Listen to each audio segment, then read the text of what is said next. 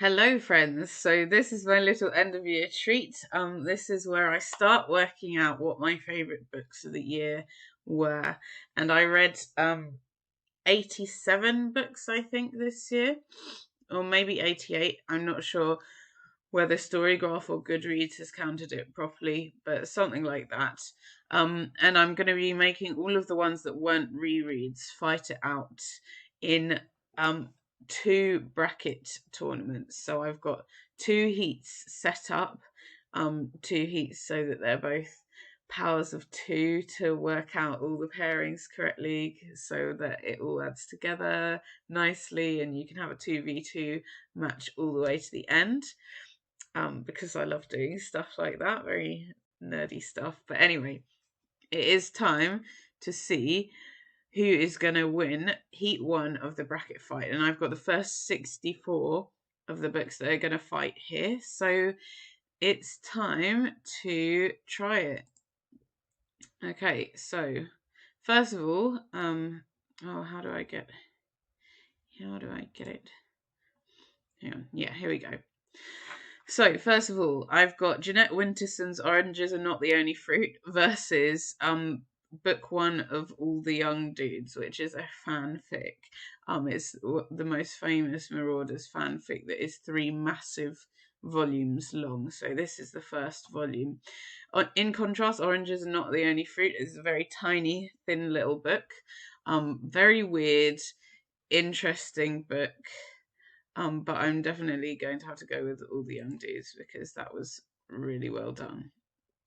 Okay, up next we've got Gabriel Garcia Marquez's Of Love and Other Demons versus Chris Wooding's The Ember Blade. So we've got a sort of classic, once again quite a short book set in South America, historical novel versus a massive fantasy tome. And Marquez's book was very interesting. It's the only Marquez book I've ever read so far, and it was really weird. Like, I quite liked how weird it was, but there were elements of it that I also didn't like, mainly some of the plot points. So I'm going to go with the very epic Ember Blade for this one. Next, we've got Amari and the Night Brothers, which is a kid's book. It's a middle grade fantasy story, sort of taking the reins from things like, I would say, a mixture of Percy Jackson, Artemis Fowl, and stuff like that. And then it's up against a book club classic, The Dreamweavers, and We All Hate Sandra Bedford. Is going to ruin it for the Dreamweavers, really. Whereas Amari is one of the best kids' books that I have read in a long time, and I was so completely gripped in a way that I haven't been with a kids' book for years and years and years. So it's definitely Amari that wins this one. Oh, now this is a difficult one. Oh my gosh. Okay, we've come to our first challenge. Charles Dickens' David Copperfield versus Bernard Cornwell's The Winter King. So David Copperfield, massive classic, really loved it. I think I gave it 5 stars. Bernard Cornwell's Arthurian Book 1, really loved it. I think I gave it 5 stars as well. This is really difficult. Like, I really loved both of these. And I actually think that when I do my tier ranking of books, these could both end up in the top tier. But I have to choose between them. And I think that I'm going to choose David Copperfield because I enjoyed both of these books so much, but it was a real treat for me to be listening to Richard Armitage narration of David Copperfield every day on my way to and from work. It was just such a treat. So I'm going to go with David Copperfield, but don't take that decision lightly. Oh, I got rid of the advert and it got rid of the big things. Oh well, I'll have to do it with the little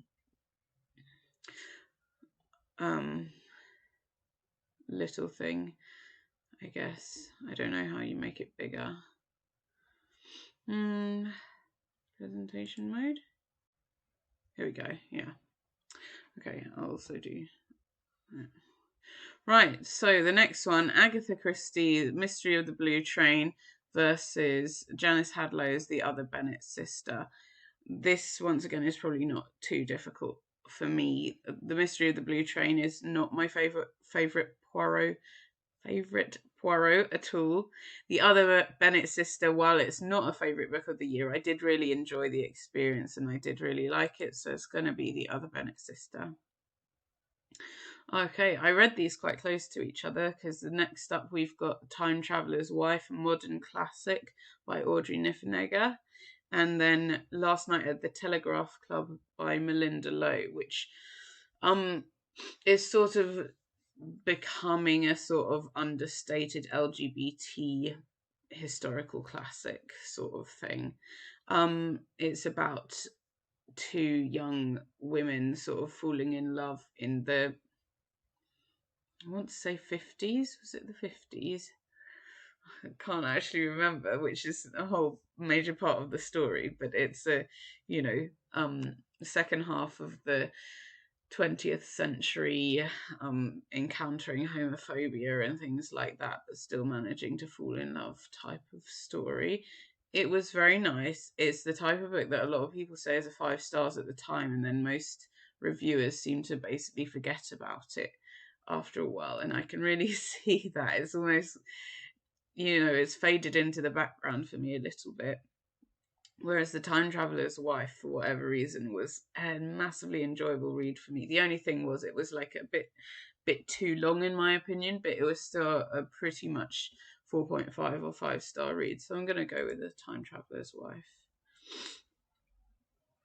Okay, this is a cute battle. Written in the Stars is a sapphic rom-com based, well, with the starting premise of being like a modern day Pride and Prejudice, but all it's really taking from that is there's a Lizzie Bennet type character and a Darcy type character. The girl is actually called Darcy. So it's Elle and Darcy's love story, I think. Whereas Heartstopper is a famous graphic novel that's been adapted into a TV series now on Netflix about two boys falling in love at school. So we've got two gay romances here battling it out against each other, and I like both of them. I think they were both fine. Even though I prefer the controversial opinion, I prefer the TV series for Heartstopper, I do really like the graphic novels as well, so I am going to pick Heartstopper because I think that was more a 5-star as opposed to like a 4-star with the other one. Okay, Open Water by Caleb Azuma Nelson versus The Seventh Scroll by Wilbur Smith. Once again, we've got a very short book versus a very long book. Open Water is very short, it's poetic. I don't actually know if it's written as poetry or prose because I listened to it on audio, but certainly it reads very poetically, and it was nice to have the author reading that book as well in the audio version, so I do recommend the audio version. With The Seventh Scroll, it's an epic sort of Indiana Jones style quest where you've got some archaeologists who are trying to uncover this Egyptian tomb, and they've got a series of clues left 3,000 years ago that they've got to crack in order to find the tomb before the evil corporate firms find it and destroy everything and blah blah blah. And that was so much fun. That is definitely one of my books of the year, just because it was pure, like, Indiana Jones type fun, but in a book. It was great. So Open Water, very poetic and lovely, and if that's your thing, you might think it's one of the books of the year, but for me, I'm more of a Seventh Scroll type girly. Right, okay, so the left-hand side, we're battling it out again. We haven't got to the right-hand side yet, so All the Young Dudes versus the Ember Blade. Unfortunately, there were some sort of dry patches in the Ember Blade, I thought, and it took me quite a while to get through, like the majority of January, if I remember correctly. So I am going to go with All the Young Dudes, which was just a page turner. Amari and the Knight Brothers versus David Copperfield. Controversially, I'm going to go with Amari because it was seriously, it really surprised me with how good it was, actually, how much I enjoyed it. The Other Bennet Sister versus The Time Traveller's Wife. I wouldn't say the other Bennett sister is quite a 5 star for me. I think it's like a 4.25 maybe. I can't remember what I actually rated it, but somewhere around 4 probably. Because there are, once again, it's a little bit patchy, a bit like the Ember Blade. There's some passages that I felt could have been taken out maybe. It was quite long for what's essentially a historical romance. Whereas The Time Traveler's Wife, yeah, it was also a bit long, but I think it was still a 5 star. So that wins. Heartstopper versus the Seventh Scroll. Well, I'm sorry, there isn't too much of a contest. I just really love a good adventure, high stakes novel, so the Seventh Scroll wins. All the Young Dudes versus Amari and the Night Brothers is going to have to go to Amari. That was, is such a good book. This is quite a difficult one. Both of these somehow really gripped me and I really enjoyed them. I think I'm going to have to go with the Seventh Scroll though, because I am such an action adventure girly. But if you're looking for something a bit more meaningful, I guess The Time Traveler's Wife is really up there. So, it's become a modern classic for a reason. But also Wilbur Smith has become like a very popular author for a reason too. So I'm going with his adventure. Right, Amari versus the Seventh Scroll. Down to that final bit on the left-hand side, it's going to have to be Amari, because I think that was pretty close to what would be a perfect novel for kids. Right, we're on to the right-hand side now. So, first up, we've got Redemptor versus Emma. Now, Emma is a classic that everyone's heard of. Emma was actually the last book by Jane Austen that I hadn't read yet, so I've now completed Jane Austen's main books. The only thing I haven't read is Sanditon. I have read Lady Susan, incidentally, but not Sanditon. So Emma completed the main novels for me. Redemptor was the second book in the Raybearer duology, and Raybearer was my top book of 2022. So, high expectations there. And while Redemptor was not as good as Raybearer, it was still excellent, and the world is just amazing and so on. So I'm going to give it to Redemptor here. Okay, this is an interesting one. All the Light We Cannot See by Anthony Doerr versus The Dispossessed by Ursula K. Le Guin. Dispossessed is perhaps underrated in the realms of classic sci-fi, but it really should be rated as highly as something like Isaac Asimov's Foundation series or something like that. Even though it was written a bit later, you can still relate them to each other. They're sort of seminal works. All the Light We Cannot See is an interesting World War II story about basically a German boy who ends up having to, join the Nazi party, but he's not really interested in that. He's interested in radios, and then this little blind girl in France, and how their paths intersect during the war, basically. And a lot of people really, really love this book, and it's just been made into a TV series as well, which I need to watch on Netflix. It's quite close with these two, and they were probably both 4.25 kind of level books out of 5. But I'm gonna give it to All the Light We Cannot See. Yeah. Oh no, this is horrible. This is a really mean combination. These are definitely two of my favourite books of the year. So on one side, we've got Butterfly by Yusra Mardini, and on the other side, we've got The Last Kingdom by Bernard Cornwell. And Butterfly is a memoir, essentially, from Yusra Mardini, who was a refugee from Syria and then took part in the Olympics as a member of the refugee team. And it was her story going from like normal life in Syria all the way through like swimming across the channel and things to stay alive on their journey to Europe, and not the channel, sorry, I mean in the Mediterranean. And it's just a really, really important book that, the sort of thing that I think everyone should read to just get a grasp on what the refugee situation is like from the perspective of a usual middle class person who suddenly finds themselves being a refugee. And then we've got The Last Kingdom, which I actually read twice this year, once at the start and once at the end. And I read it first time physically and second time on audio, and it was really good, especially second time. I think I enjoyed it a lot more second time round because the audiobook was really good, or maybe it was just because it was a reread, but it was really enjoyable and one of my favorite books of the year. But because Butterfly, in my opinion, was pretty much perfect for people to understand things about how the world is today, I'm going to give the point to Butterfly this time.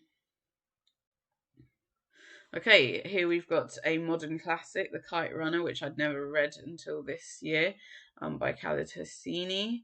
And then that's up against When No One Is Watching by Alyssa Cole, which was a really interesting sort of thriller based on gentrification, which I've not come across that much before. I don't know if there is anything else out there that's like it.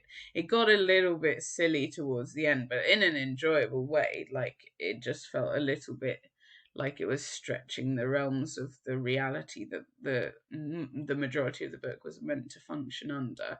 But it made some really important points, particularly about racism and how that relates to gentrification. But The Kite Runner, I just kept thinking, I can understand why it's some people's favourite book. I just really admired the craft with which it was written. It's actually a surprisingly simple story, but it's fleshed out in such a way that just is so emotive, and I think is really impressively done. So I'm going to give it to The Kite Runner. Okay, next up we've got two YA fantasies being pitted against each other. We've got City of Ships, which was the first book I read in 2023. It's the second last book in the Stravaganza series by Mary Hoffman, versus Gilded by Marissa Meyer, which is the first book in the Rumpelstiltskin retelling duology. And I really enjoyed both of these, but for completely different reasons. With City of Ships, it's like the nostalgia of being with all these characters who I love so much from the Stravaganza series. And, Stravaganza was my favourite fantasy portal series as a teenager. So that meant so much to me. Gilded was just like a solid YA read, which I did really enjoy. But I'm going to give it to City of Ships for the nostalgia factor, even though I think the writing was probably worse in City of Ships.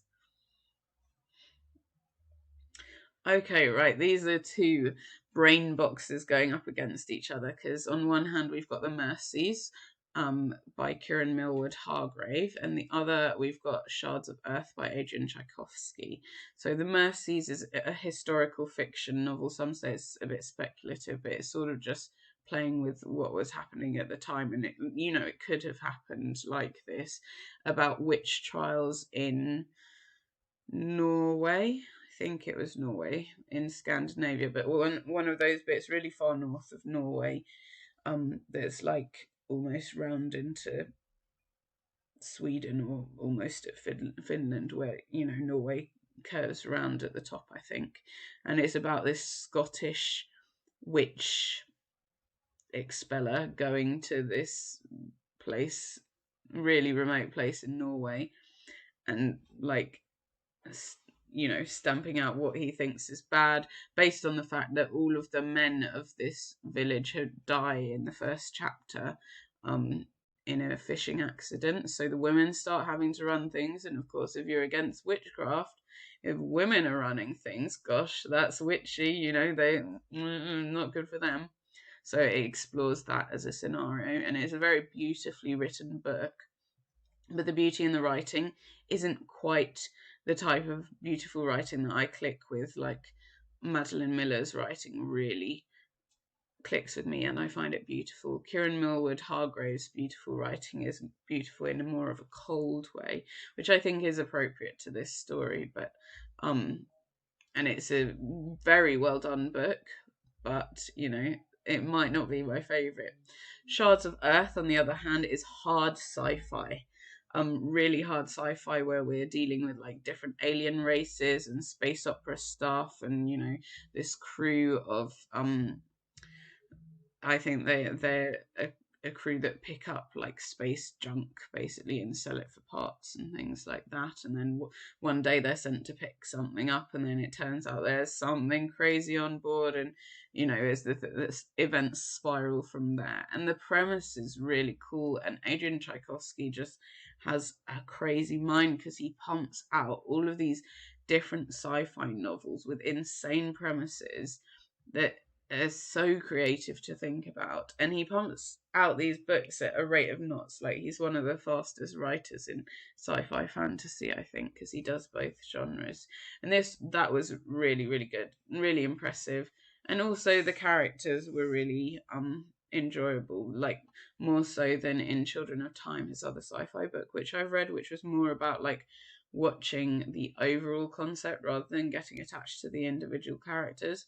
In this one, you could get attached to the individual characters, although it is sad when some of them maybe don't make it because the stakes are really high in this. But I really did like Shards of Earth, possibly more than Children of Time. So anyway, that's going to be my pick.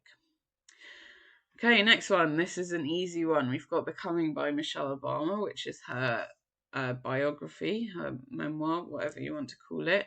I listened to it on audio where it was read by Michelle Obama herself and had a great experience with that. And then we've got Brooklyn by Colm Tóibín. I don't know if I'm pronouncing that correctly. And let's just say I preferred the film version to the book. I feel like the film tidied up a few things that I didn't like about the book. This is easy because Michelle Obama is just going to win this outright. Here we go. And then the last pairing on this side is Venus in Copper by Lindsay Davis, which is one of the novels in the Marcus Didius Falco Roman detective series, or like Roman private investigator series, versus The Wonder by Emma Donoghue. Now, I had a better reading experience with The Wonder than a lot of other people in book group because I simply just read it pretty much all in one go. And I think that's the only way to do it, because otherwise the suspense that's being built up by repetition just becomes really boring and repetitive. Whereas if you read it all in one go, it is a bit more suspenseful. So I didn't have a terrible time with that. But I absolutely love the Marcus Didius Falco books. There's just something about them that is just so amusing and always takes me by surprise. And I love the characters. I'll talk more about that in a bit. But it's definitely going to be Venus in Copper. Okay, so next round of this, Redemptor versus All the Light We Cannot See. It's going to be Redemptor. Redemptor, I think I rated 4.75 or 4.5 stars, which was more than the other one. Butterfly versus The Kite Runner, interestingly, deal with some similar themes, having to leave your home country because of war and things like that, what you leave behind. I think Butterfly is such an important book, though. I'm definitely going to pick that. City of Ships versus Shards of Earth. This is basically like a slightly badly written nostalgia bait versus the most well thought out sci-fi book that deals with really hard sci-fi topics and an adventure story that you've ever come across. So I am going to pick Shards of Earth, but City of Ships is still a nostalgic fave, Becoming versus Venus in Copper. This is an interesting one. I think I rated both of them 5 stars, or 4 point something that rounded to 5.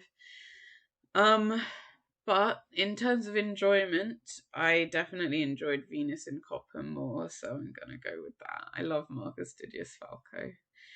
Redemptor versus Butterfly. Read them at the same sort of time actually, but as I've said, Butterfly is basically perfect, so that's gonna win it. I don't know if it will win overall actually.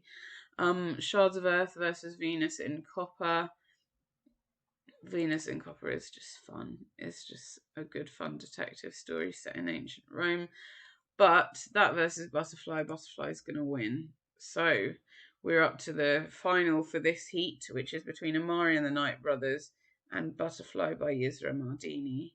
Now, I knew both of these would be favourites, so there isn't anything particularly surprising about them reaching here, but putting them against each other is a little bit of a weird one because they are quite different. I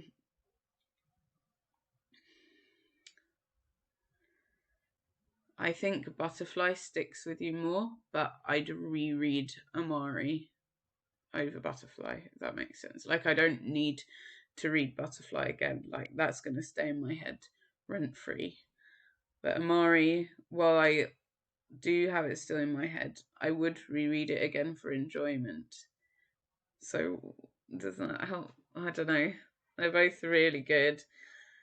I think realistically, I knew that Butterfly was going to be one of my novels of the year, or not even a novel, books of the year. So there we go. Butterfly is the winner for that bracket. So I will download that in a minute. But let's go on to Heat 2. Heat 2. Here we are. So the rest of the books that I read this year, and we've got a stinker to start with here. Because we've got Local Girl Missing versus Curse by Marissa Meyer. And Local Girl Missing was definitely the worst thriller I read this year, and Curse was definitely the worst YA fantasy I read this year. But which one beats out the other? Probably Local Girl Missing. To be honest, I don't know how much I dislike Local Girl Missing because of the audio narration, whereas with Cursed, it was just like a badly plotted book, to be honest. I felt it had been rushed out and it hadn't been chopped down properly, whereas Local Girl Missing had the editing at least. So there we go. Accidental Gods versus Daisy Darker. So Accidental Gods was another non-fiction. It's about men, generally men, who have been worshipped as gods, usually by the culture that they're not part of. So, think about Captain Cook and so on, going to an island and then suddenly the islanders worship him as a god, or, the Spanish conquistadors being worshipped as gods when they came to South America and things like that. It's a very interesting book, but ultimately there were some elements of it that were not well done. Whereas Daisy Darker is a thriller that's based on the sort of and then there were none premise. So it's a closed circle mystery. There's a family trapped on an island, and they all start dying one by one, and you have to work out what's going on. Now, a lot of people who don't like Daisy Darker don't like it because they don't like what the twist is at the end. Whereas I had figured out the twist right from early on, and so I spent the whole of the book looking for those clues that confirmed that, finding them, and then really enjoying it as a result. So I almost think, like, if you know the twist and know that it's something that you're fine with, and I was fine with that as the twist, then it's almost better to spoil it first. I don't know. Maybe that's a matter of opinion. But I really like Daisy Darker anyway. The more I think about it, the more I think, yeah, I'm happy with that. I don't agree with the people who think the twist is silly or whatever. So Daisy Darker. Oh, this is an interesting one. So Peter Swanson, The Kind Worth Killing, is actually a thriller sequel. So it's also a thriller, but it's a sequel to the Kind Worth Killing. Sorry, did I say that before? This one's The Kind Worth Saving. The original one is The Kind Worth Killing. The Kind Worth Killing was a very good thriller with a very interesting method of delivery that you don't know is happening until like halfway through the book when you find out something's happened with the delivery. It couldn't pull the same trick in the second book, so that immediately ranks it lower than the first book. But it did still have some decent twists, good suspense, and probably one of the most horrible methods of killing a victim that I've come across in a book. It's just so horrible to think about. It's not that it's, I guess, particularly gory or anything like that, but just thinking about what it is. Oh, yeah, I still think about that as a method of death, actually. I don't remember all of the rest of the book, just that particular death. You'll know, if you've read it, you know what I mean. Our Wives Under the Sea is a sapphic romance horror, which is a really interesting combination. It's literary fiction basically. It's really intriguingly written. It's not a long book. I did really like reading it. I think I ranked both of these quite similarly, about a 4.25 or something.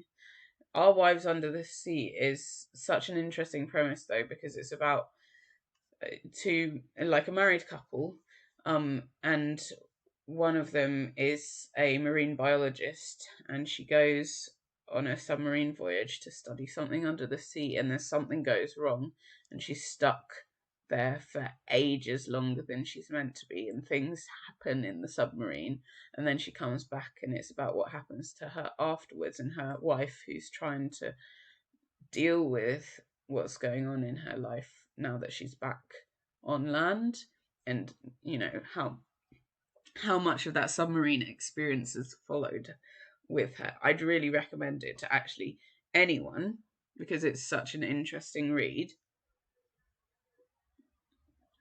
and the horror elements and the romance elements are really good. So I actually think I'm going to give it to Our Wives Under the Sea for this one. This is a bit of a stinker of a round as well. One True Loves versus The Imagination Chamber. Well, first of all, The Imagination Chamber is easily the worst book I've read this year. It's the only book I gave 1.5 stars, and I didn't give any 1 stars. So 1.5 stars to The Imagination Chamber, because honestly, I would have been so angry if I'd bought this. I luckily didn't. I listened to it from the library on BorrowBox, and that was the best thing to do, because not only did you hear the novella, you also got an interview with the cast of His Dark Materials, which was probably the best part of it. The novella itself consists of fragments which are essentially the odd sentence here and there that Philip Pullman has about particular characters in His Dark Materials that he didn't include in the books. So it's sort of like a deleted scenes, except it's not even whole scenes, it's just a few sentences. And there's only about one of these that's worth any time at all, which is the bit about what Will then goes on to do after His Dark Materials, which you get about 2 sentences on, maybe 3. And the rest of it adds nothing, kind of pointless. So easily this is going to be won by Taylor Jenkins Reid, One True Loves, which is basically a romance story that follows a woman who gets married to her childhood sweetheart, but then after a couple of years of marriage, he disappears, he's missing, presumed dead after a plane crash or helicopter crash or something like that. So a few years after that, she's moving on, she's falling in love again, and she's now engaged to another person who she actually knew from childhood or whatever. And then the original guy she was married to turns up, he's not dead after all. Who's she gonna choose? And it was an interesting premise and an interesting love story. Better than just a bog standard romance. So it's nice to have that Taylor Jenkins Reid little twist. Okay, so Local Girl Missing versus Daisy Darker. Well, as I said, Local Girl Missing was probably my least favourite thriller, so the thriller that wins is Daisy Darker.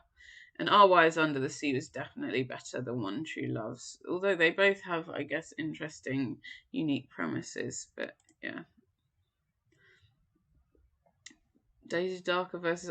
I never thought it would come to this. I wouldn't consider either of these absolute favourite books of the year. But actually, saying that, both of them are books that I think of quite a lot. So maybe they actually are subtle creeper favourites of the year. But which would be my overall favourite? I have a feeling that I rated Our Wives Under the Sea higher. But I'm pretty sure I enjoyed Daisy Darker more, so I'm going to choose Daisy Darker. Right, onto the right-hand side. 2 thrillers again. So The Family Upstairs is actually the only reread I've included in this, and that's because I must have messed up somewhere. There's probably a book that I read this year that isn't on these charts, because it should have added up to, something like 87 books or whatever, and it didn't. So I put in this one, blah, blah, blah. Anyway, so The Family Upstairs was a reread, but I really enjoyed it a lot more than my initial read of it. And I don't know if I enjoyed it more because it was A, a reread, or B, on audio, because I read it originally in a book form, physical book form, and usually I prefer physical book form to audio, but in this case, for my reread, I did it on audio, and I preferred it. So I don't know, but yeah, it might just be because it was a reread, and I knew this sort of thing I was getting into. Whereas the first time when I read it, it's not, you don't realize it's not so much a thriller as a domestic suspense drama sort of thing. But yeah, anyway, so I did really enjoy that as a reread. Wrong Place, Wrong Time, though, was a very interesting thriller because once again it had a very interesting premise. There's time travel involved, so it was really cool in that respect. So just because I also don't want to push a reread too much, I'm going to go with Wrong Place, Wrong Time, because I did enjoy what it did with playing with discovering clues in backwards order, because the main character is going through time backwards to try and work out why someone's been killed. So that was actually really cool. The only thing I don't like about Wrong Place, Wrong Time is what it basically had as the conclusion and epilogue, because it had done so well at being consistent with how time was treated during the story and what the butterfly effect did, that for it to finish in a way that assumes certain things, like, is if you read this, we can talk about it, but I still had a good time with it. Right, Juniper and Thorn by Ava Reid versus Once Upon a Broken Heart by Stephanie Garber. They are both fantasy. Juniper and Thorn, though, is horror fantasy. Once Upon a Broken Heart is romance YA fantasy. And Once Upon a Broken Heart was fun, but it's sort of almost that classic, like, this is why people don't read YA. It's why they view it as beneath them, because it is a little bit, the writing could be better, and the craft could be a bit better. It could be polished. Like, it does what it says on the tin, though, really, and you have a little bit of a fun romp through a fantasy land. It's also not that memorable. I want to read the sequel soon, but I can barely remember anything except for a few key plot points from this one, which is unfortunate. Juniper and Thorn is meant to be a retelling of the Juniper Tree, the fairy tale, but I've since read about that fairy tale, and it is not that close to the fairy tale. It's very much its own thing, but it's a clever little fantasy horror that's actually more about, like, people who suffered from trauma finding ways to support each other, and I really liked that. And that's probably too much of a positive spin on what is actually quite a dark book, but Juniper and Thorn definitely wins. Okay, it's 2 literary fiction books now, both historical stuff. So Sarah Winman's Still Life is about a guy called Ulysses and an older woman called Evelyn, and how they meet during the Second World War in Italy, and then they part ways and they both go back to England. But then it's what happens later in their life that, like, how their paths might cross again later, and it goes into sort of a very in-depth but time passing sort of story about both of them. I really liked some things about this, and I also really didn't like some things about this. It's a book that is, ironically, or maybe not ironically, feels very still when you're reading it. It doesn't feel like it's going anywhere. It doesn't feel like there's any plot. It doesn't feel like you're heading towards anything. You don't know why you're reading some scenes, right? But all of those scenes are written very beautifully. So it's like, well, I'll enjoy the stillness whilst I'm here, but I guess I quite like to have a bit of drive in my book. And the only drive was the thought, oh, they're probably going to meet each other at some point. But there's a massive chunk of this book where that doesn't happen. So you just don't know what you're heading towards. Some of the characters are really excellent in this. I think there are potential characters of the year from this book, but it's certainly reminding me of what I love about Italy, and it's so funny that a bunch of it is set in Florence, and there's a certain event that happens in the book that is very similar to an event that happens in another book that I've read that's set in Florence. And I'm like, will I just keep reading about this event each time a book is set in Florence? It was a bit funny to me in that respect. But I really liked the parrot Claude as well. He was maybe my favourite character. It's almost like a slight dash of fantasy in that the parrot can properly talk in the end. Like, at first you think it's just, a parrot repeating things, and then that's not true. So interesting that. Which is true for another book I've read, actually. Anyway, then it's up against Demon Copperhead, and I'm really sorry, but Demon Copperhead is going to win this easily because it was an amazing book. Like, I love David Copperfield, and Demon Copperhead takes David Copperfield and adapts it so well to the 90s opioid crisis in the Appalachians in America, that it was just perfect. It was a perfect rendition. It had been trimmed a little bit, so while it's still a massive book, it's not as massive as David Copperfield. It had all the emotional highs and lows done in the right time. And if you are going to rework a book, this is how you do it.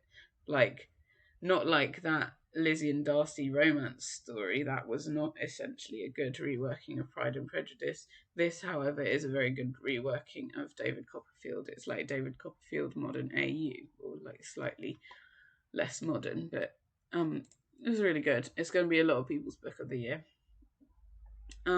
So The Big Four versus Tomorrow, Tomorrow, Tomorrow. The Big Four is probably one of Agatha Christie's weakest Poirot books. It's where she tries to sort of make him into, like, I don't know, James Bond or something. He's dealing with a massive multinational crime conglomerate, except that you can actually see that it was separate short stories that have been stitched together into one conglomeration.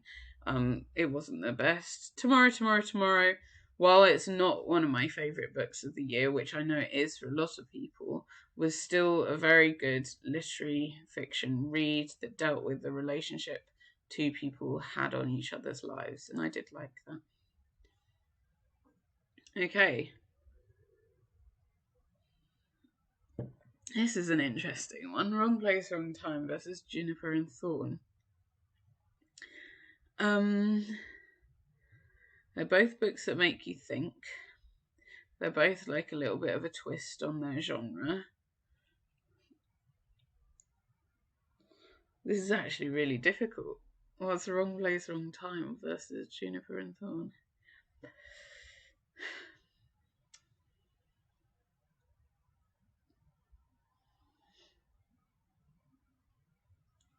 Now, this is how you can tell it's a live reaction. This is the first proper struggle I've had.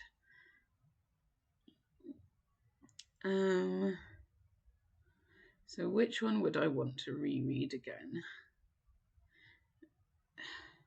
Probably going to read Juniper and Thorn, I think. I'd definitely reread Juniper and Thorn. To be honest, I probably would reread Wrong Place, Wrong Time as well, but I think I prefer Juniper and Thorn. This one's an easier choice. I definitely prefer Demon Copperhead to Tomorrow, Tomorrow, and Tomorrow.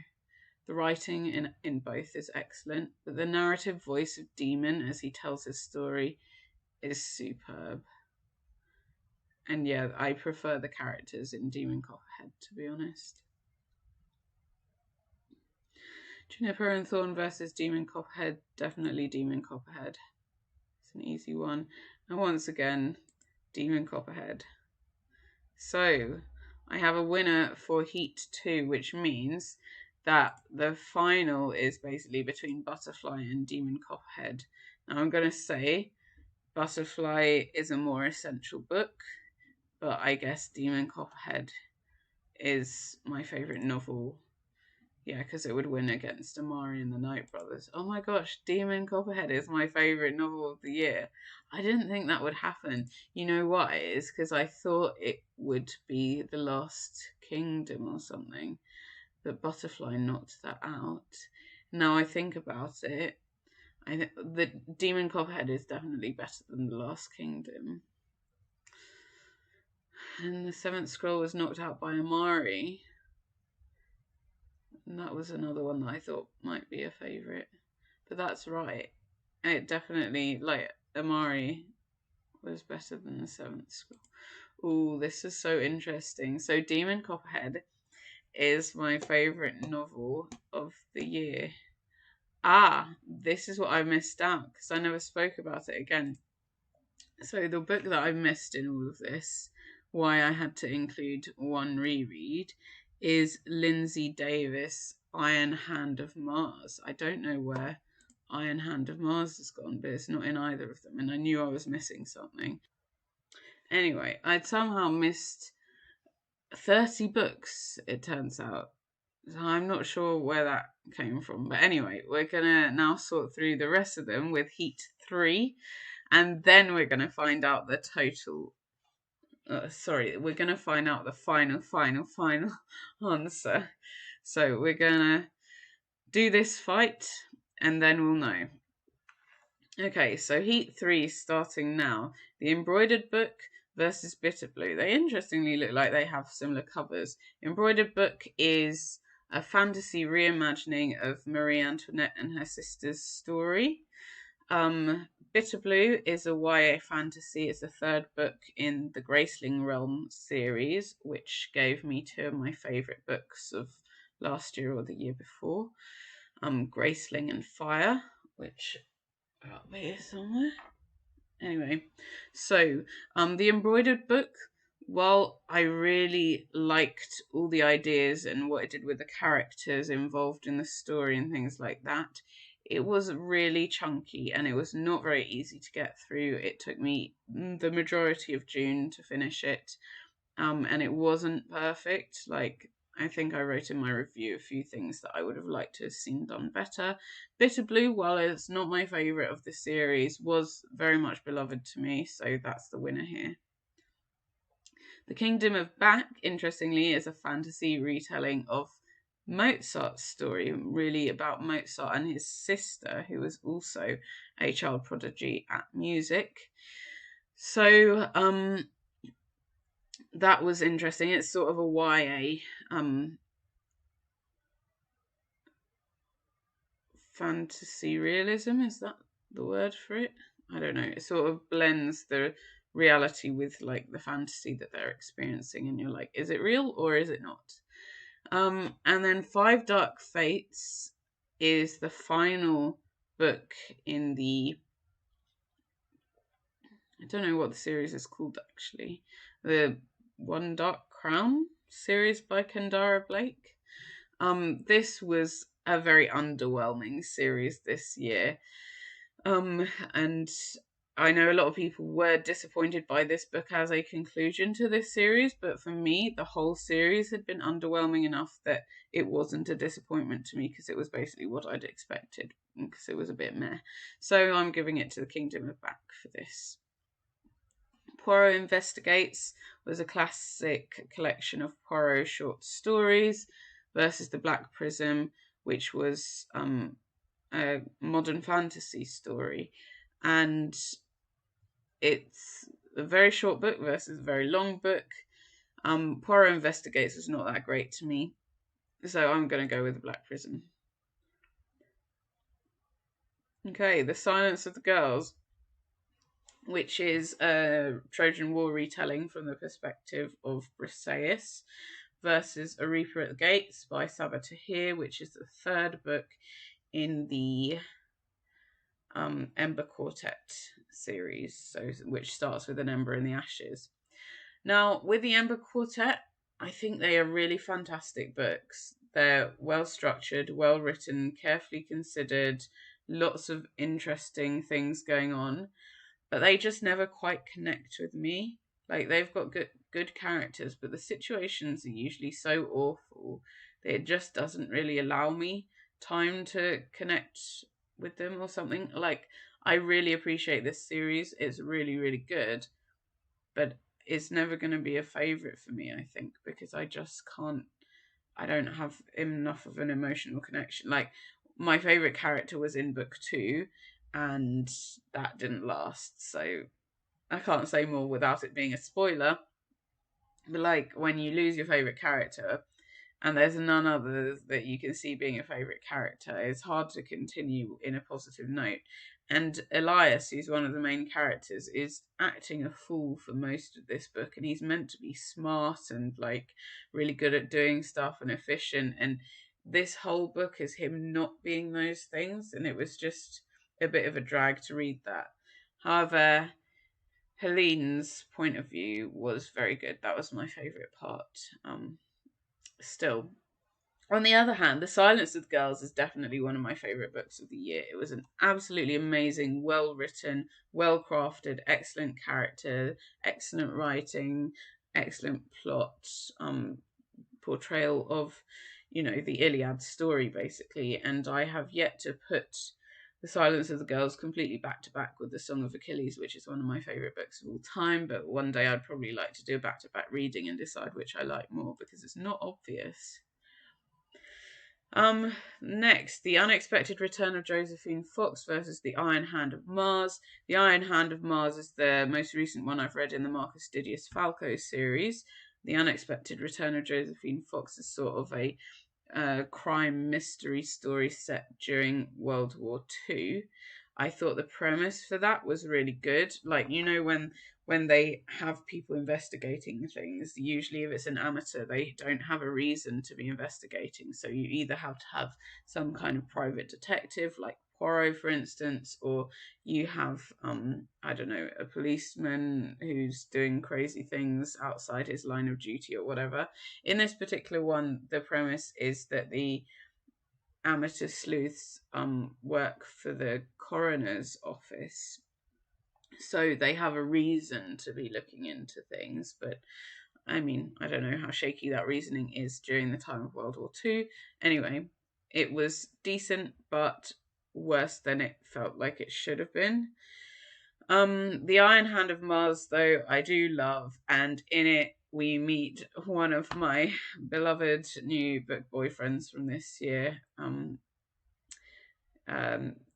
Camillus Justinus, the brother of Helena Justina, and he was my heart. I forgot to mention when talking about The Winter King that had one of my other book boyfriends from this year, Galahad.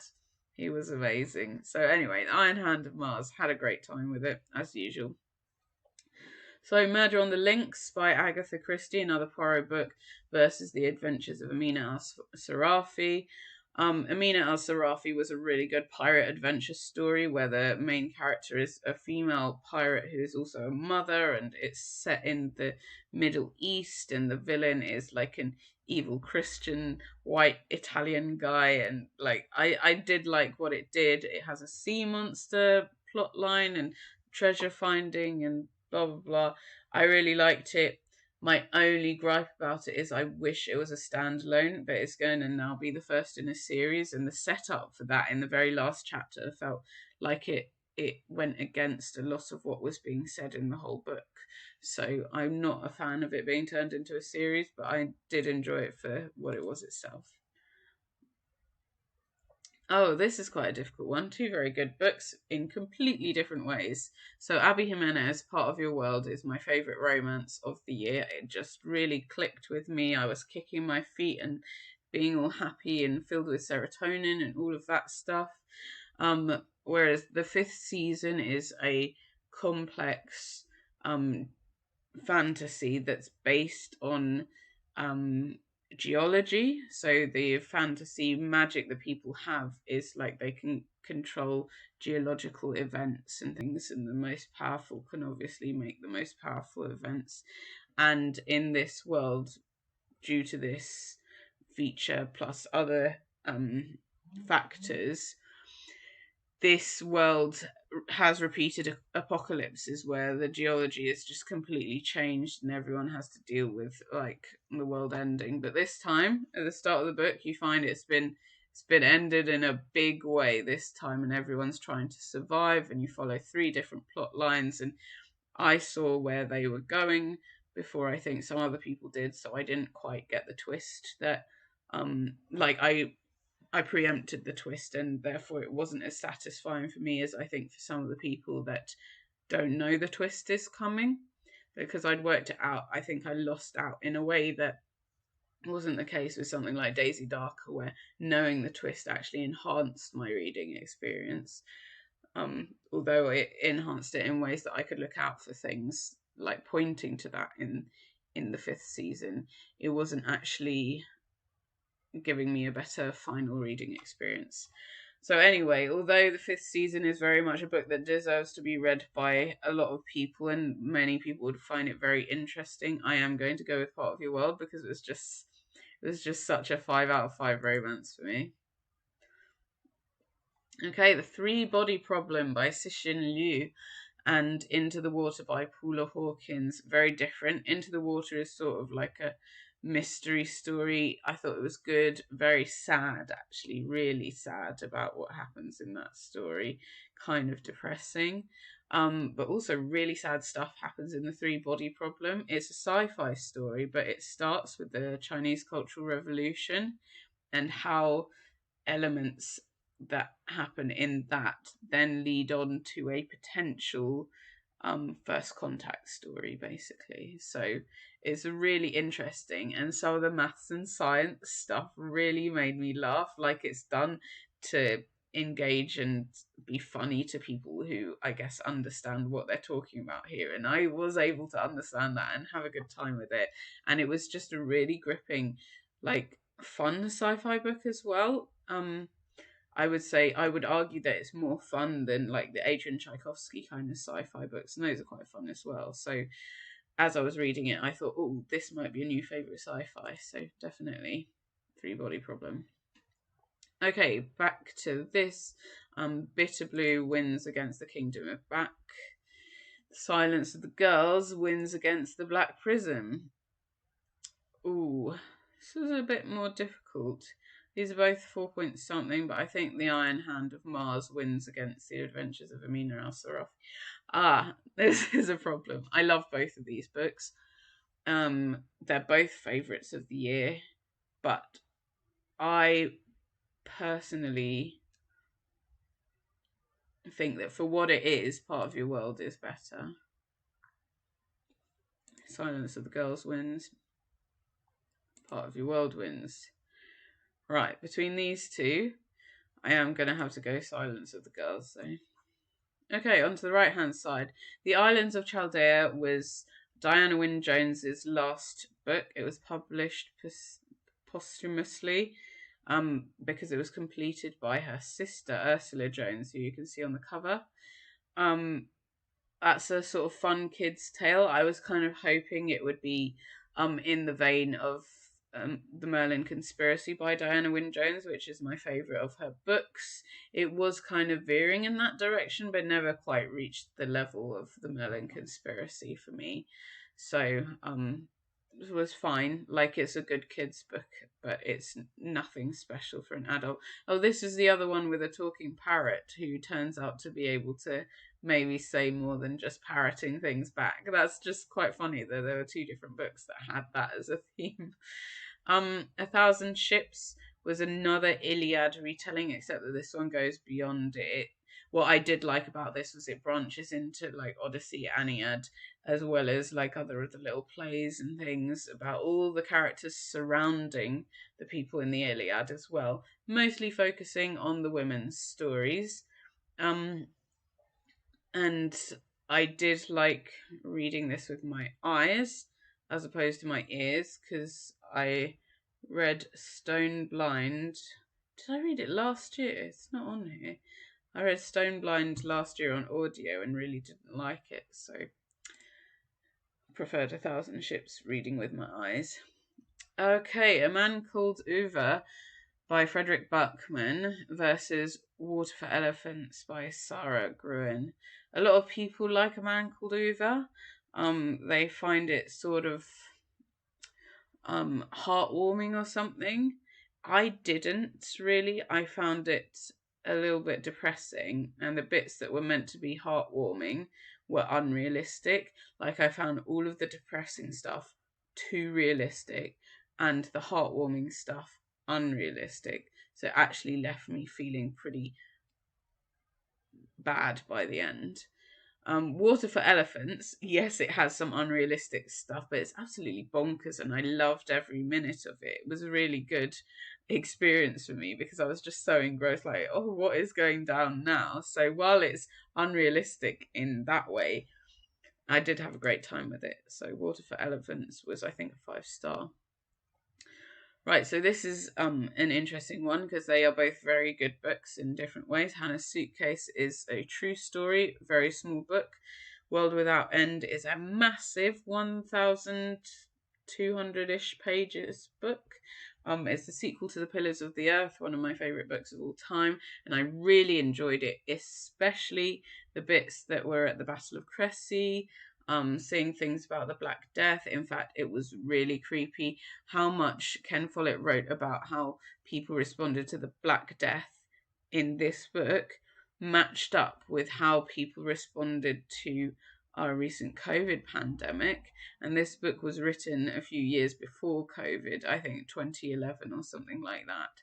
So it was really weird seeing what he'd been able to predict, particularly about what people said about mask wearing.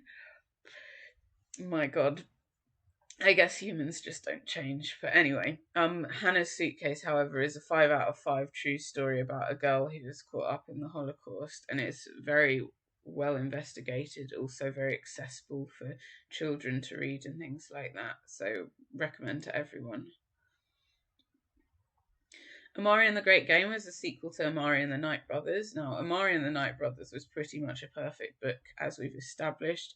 Unfortunately, Amari and the Great Game suffered from the same thing that a lot of these sequels, like the sequel to Raybearer, suffered from, which is the author not being able to spend the years crafting the work on the second book that they were able to for the first book.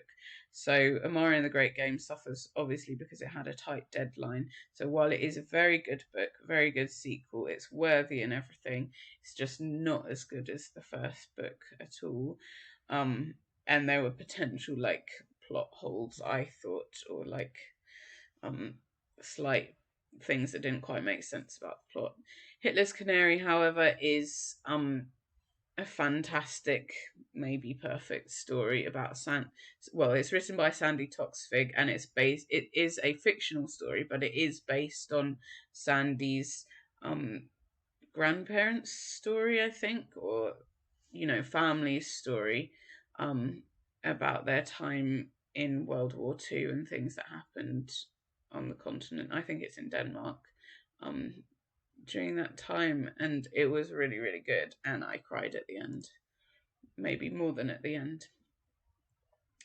Okay, so next we've got The Betrayal by Kate Furnivall and Peril at End House by Agatha Christie, another Poirot book. So The Betrayal by Kate Furnivall is set in Paris in 1938, and I thought that this would then go into World War II, but actually the whole book is set in 1938, so it's all about what's happening just before war breaks out. So it's sort of like the infiltration of Nazis into Parisian life without it being like an act of war yet, and how two sisters deal with that. So it's an interesting like pre-wartime story that looks at these two very different sisters and how they are surviving it very differently in these circumstances. And there's a twist at the end that I didn't see coming, and it was a really fun book. Like, Kate Furnivall is a very popular author whose books are all over places like W.H. Smith's and so on, but no one seems to have that sort of word of mouth recognition. And I think it is because her books are like, the writing isn't fantastic, but the plot's, a bit of a fast-paced adventure, sort of somewhere in between like Wilbur Smith and Colleen Hoover, I guess, because of that. Like, there's action, there's lots of stuff happening, and there's romance, and there's sex and whatnot. That attracts people to Colleen Hoover and Wilbur Smith type of books. It was fun. Anyway, Peril at End House was a really good Agatha Christie, in my opinion. It's probably one of my favourite Poirot's that I read so far, but as I mentioned at book club, it may be because it was the first one that I read as a physical book rather than listened on audio.